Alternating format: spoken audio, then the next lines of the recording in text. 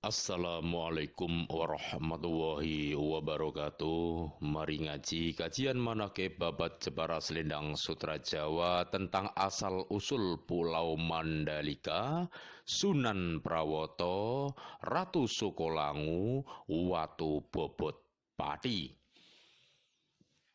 Kesultanan Agung Bintoro dan Kesultanan Bawahan seperti Kalinyamatan, Mantingan, Pajang, Jipang, Sunda Kelapa saat ini sudah hilang.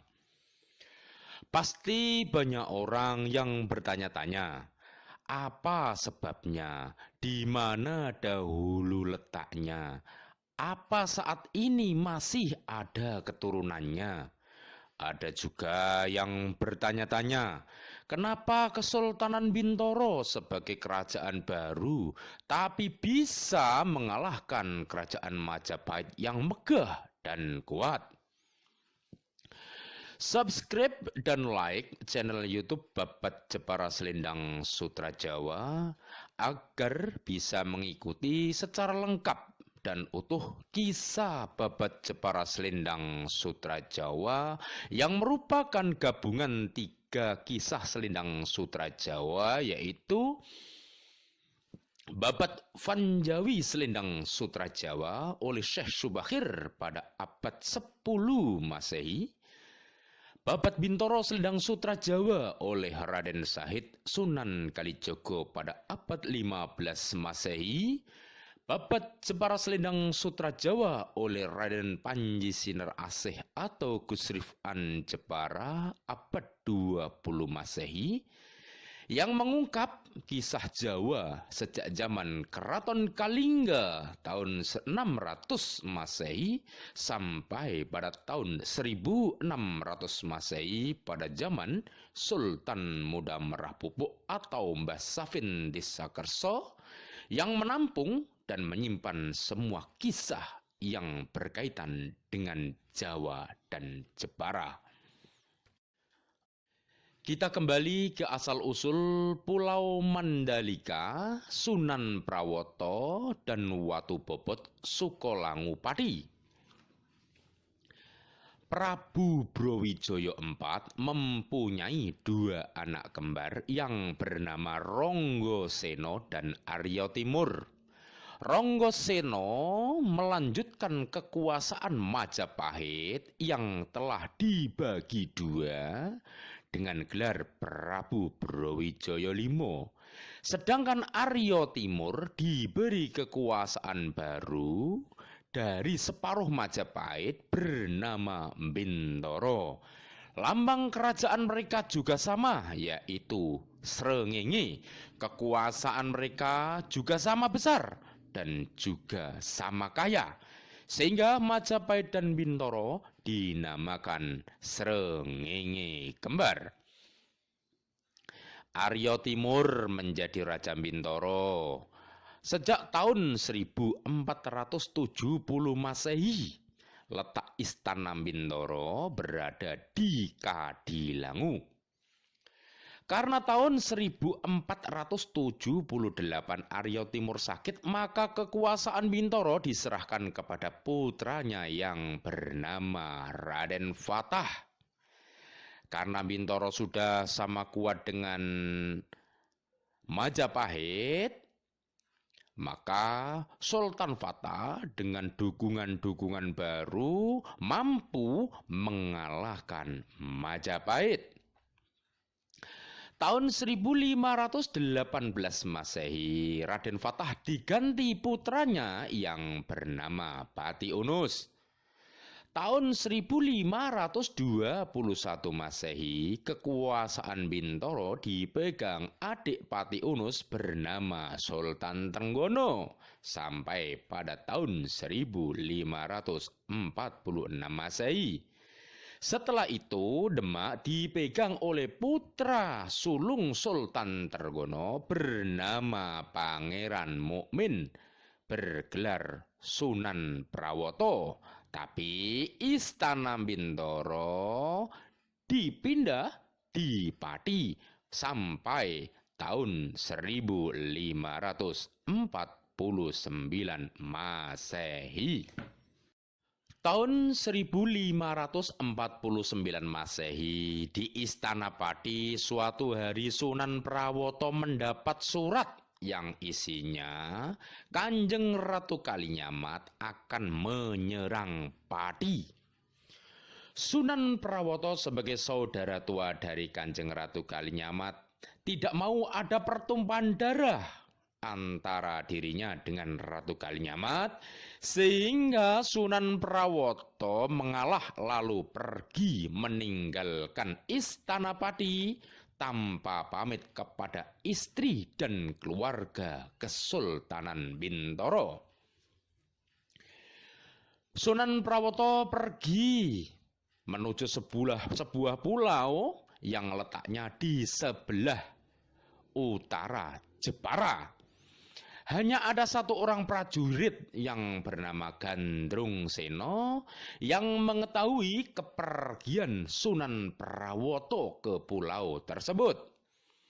Tapi Sunan Prawoto berpesan kepada Gandrung Seno agar tidak bercerita kepada siapapun, sehingga Gandrung Seno adalah kunci pemegang rahasia kisah Kesultanan Pati yang hanya bercerita kepada keturunannya saja. Makam Gandrung Seno saat ini berada di desa Nguren Siti, Kecamatan Wedari Jaksa, Kabupaten Pati, di pekarangan warga yang sekitar tahun 2014 sudah dibebaskan lahannya. Setelah itu di istana sudah tidak ada Sunan Prawoto.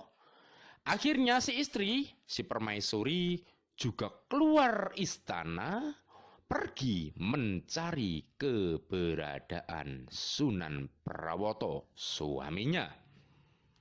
Sultan Hadiwijaya yang mendapat kabar kalau Sunan Prawoto dan istrinya telah meninggalkan Istana Pati, lalu Sultan Hadiwijaya mengadu domba antara Kanjeng Ratu Kalinyamat dengan Arya Penangsang dan Kanjeng Sunan Kudus. Dengan cara Sultan Hadiwijaya membunuh dua orang prajurit dan dayang yang lalu dirusak wajahnya, lalu diumumkan oleh Sultan Hadiwijaya bahwa Sunan Prawoto dan keluarganya telah dibunuh oleh seseorang bernama Rangkut, utusan Arya Penangsang atas dukungan Kanjeng Sunan Kudus. Lalu jasad prajurit tersebut dimakamkan seakan menjadi Sunan Prawoto dan keluarganya. Dan Rangkut yang merupakan saksi kunci juga ikut dibunuh agar tidak membongkar rahasia rekayasa ini. Namun Kanjeng Ratu Kalinyamat tidak mau menanggapi kabar, yang jelas itu adalah hanya adu domba. Karena seorang Sultan Prawoto yang sangat sakti tidak mungkin dengan mudah dibunuh hanya oleh seorang pembunuh bayaran. Kita kembali ke Sunan Prawoto. Di pulau Sunan Prawoto tinggal, di pulau tersebut ada makhluk yang mirip manusia tapi bentuknya seperti harimau, tapi kulitnya tidak punya bulu sehingga mirip seperti manusia. Sunan Prawoto yang pandai bahasa Arab menamai makhluk itu Mandalika, artinya manusia. Kok seperti itu? Jika ada orang yang pergi ke pulau itu dan berkenalan dengan Sunan Prawoto, maka Sunan Prawoto menyebut namanya Mandolo Putro. Sejak dahulu Sunan Prawoto terkenal punya keris sakti bernama Mandala Sakti yang bisa mendatangkan petir. Akhirnya Sunan Prawoto tinggal di pulau tersebut, lalu wafat dan dimakamkan di pulau itu.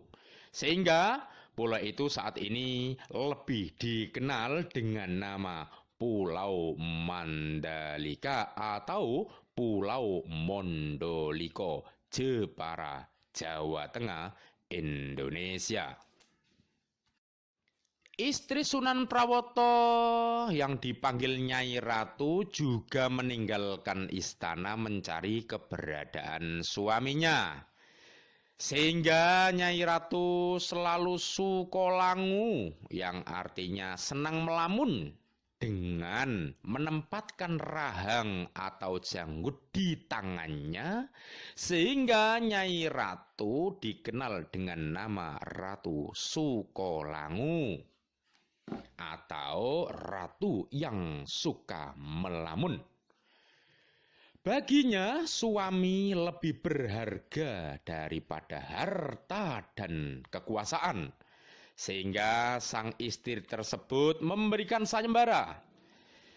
Sopo wae sing iso ngangkat watu bobot tak sembadani kekarepane, yang artinya siapa saja yang bisa menghilangkan beban pikiranku untuk menemukan keberadaan suamiku, maka akan aku beri harta dan kekuasaan pati atau bintoro. Dari sinilah kekuasaan Sultan Prawoto menjadi Sultan Bintoro mulai surut dan hancur karena ditinggal pergi oleh Sultan Prawoto dan Permaisuri.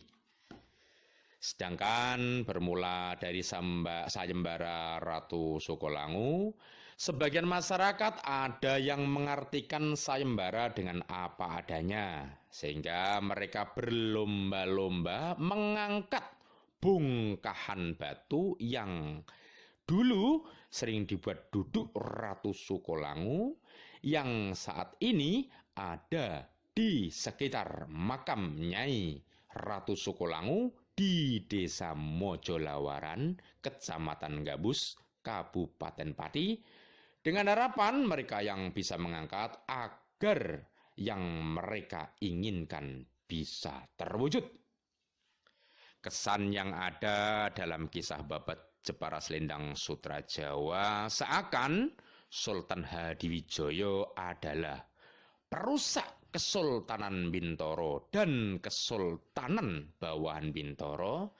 Tapi jika kita mengikuti secara lengkap, baru akan paham bahwa ada dalang lain.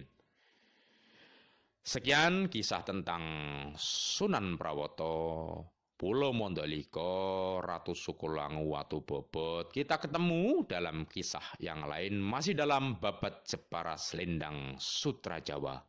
Assalamualaikum warahmatullahi wabarakatuh.